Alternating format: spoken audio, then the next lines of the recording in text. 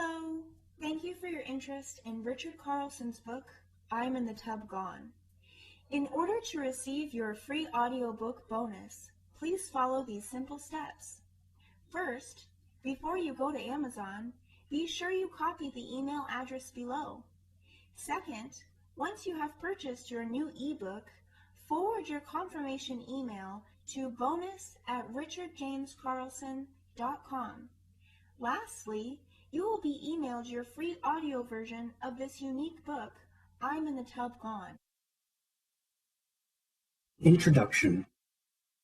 I feel it is important to share with you the last thoughts and emotions of people who were so desperate.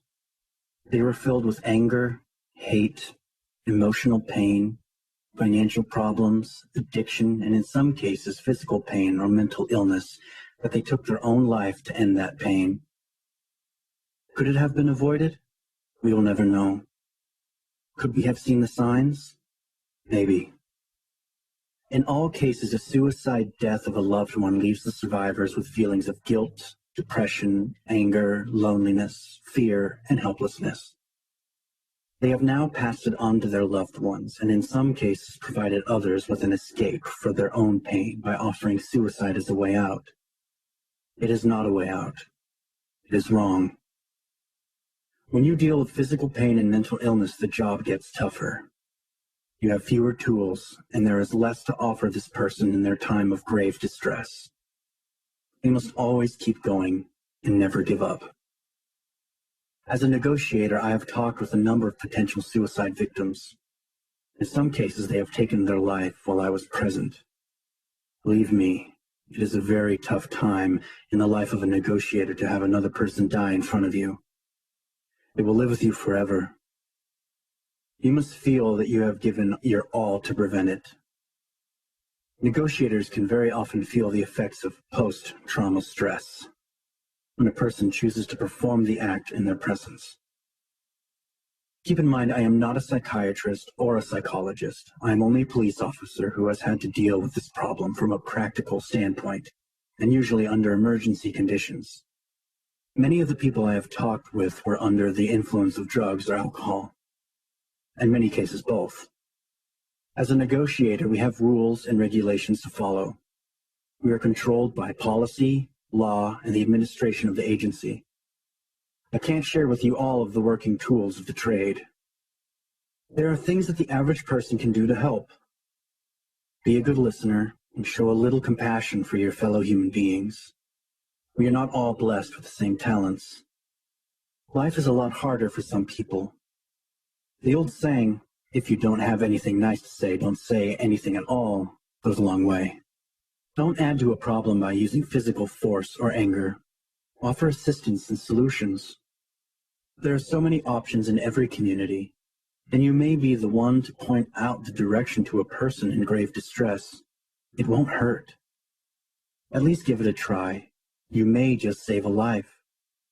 I see so many people who just laugh things off when someone is struggling. They seem to take pleasure out of another person's hardship. There are many people who have worked very hard to avoid the inevitable, and I salute you for your efforts. I don't want to take anything away from the people who have exhausted every avenue of hope and still lost a friend or loved one to the final horror of suicide. Don't let that discourage those of you who are struggling to help prevent a suicide. To those of you who would consider suicide as an option, I ask you, no, I beg you, please think about the ones you would leave behind. Suicide is an act that hurts everyone involved. It is more than pain. It burns to the very soul of your loved ones. If there is an option, find it. Sometimes we feel like no one on earth could suffer the pain we have. You may find many people with the same or similar problems, and there just might be an answer. Can you take the chance when you might have another option? Suicide is final, and you can't change it. It's like shooting a gun. Once you pull the trigger, you cannot bring the bullet back once it leaves the barrel. If you take your life, you take your loved one's life as well. Not only do they live with the burning pain, they live with the stigma as well. There is help and you can find it. Also, be aware that using this unspeakable threat for sympathy is a cheap trick. and only a band-aid for the real problem. It will only add to your problems because people will not forget, and neither will you. It's a coward's way to solve a problem and get attention. You have to work hard to be a caring, loving person, and you will get it back in return. If you are considering this act, get up and seek help now. We are just mortals who laugh and cry. We make mistakes and sometimes just do stupid things. Remember, it is not the end of the earth. If you chip away at your mountain of problems, eventually the mountain will fall away and your victory is yours. Above all else, do not give up. Please. You will read the notes left behind by many people who chose this final solution, suicide. This book is in no way intended to add to anyone's pain and sorrow or embarrass a family member. It is intended to show you the intense pain inside these people. Could we have helped them had we known their pain? Maybe. Can we help people in the future? I think so. At least we can try. Read them with empathy, not pity. Wouldn't this be a wonderful world if every person on Earth did one nice thing for another person once a day? We would have a very happy world. Names and locations have been altered or removed to protect the privacy of anyone who may have known a victim. The content is based on real suicide notes. The spelling and grammar may not be correct, but that is the way it was when I read it. In order to receive your free audiobook bonus, please follow these simple steps.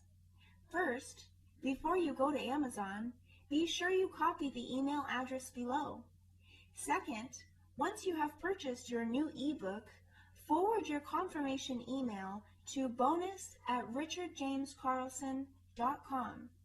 Lastly, you will be emailed your free audio version of this unique book, I'm in the Tub Gone.